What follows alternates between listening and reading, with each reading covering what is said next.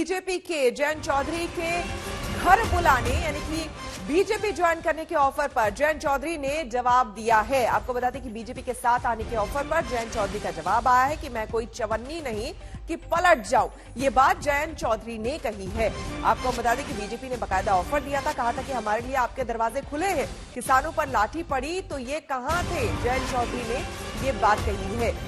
हालांकि बीजेपी की तरफ से कहा गया कि वो गलत घर में चले गए हैं, उन्हें हमारे यहां आना चाहिए।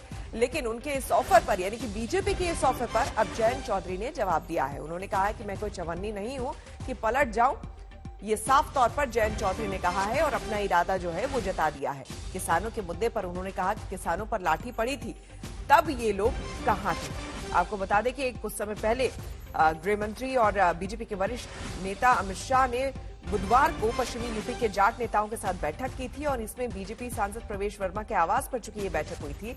वहां पर जयंत चौधरी के बारे में कहा गया कि उन्होंने गलत रास्ता चुना है और यहां के समाज के लोग उनसे बात करेंगे और उनको समझाएंगे। बीजेपी की तरफ से यह भी कहा गया कि उनका दरवाजा खुला हुआ है, हम तो चाहते थे कि वो हमारे घर आए लेकिन उन्होंने दूसरा रास्ता चुना।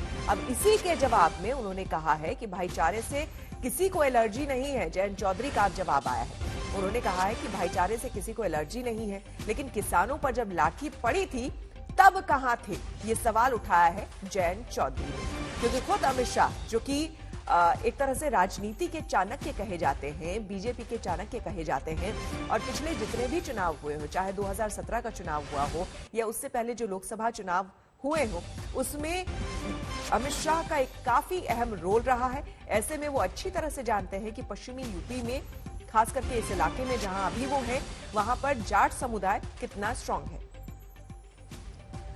न्योता मुझे नहीं, उन 700 प्लस किसान परिवारों को दो जिनके घर आपने उजाड़ दिए। तो ये बाकायदा ट्वीट किया है जयंत चौधरी ने और उन्होंने ये बात कही है।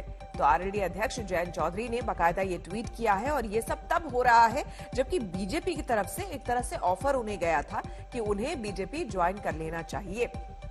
हालांकि अमित शाह ने, जो खबरें आ रही है उसके मुताबिक अमित शाह ने एक संवाद के दौरान ये भी कहा था कि चौधरी चरण सिंह की हम काफी इज्जत करते हैं और जयंत चौधरी को बीजेपी ज्वाइन करना चाहिए।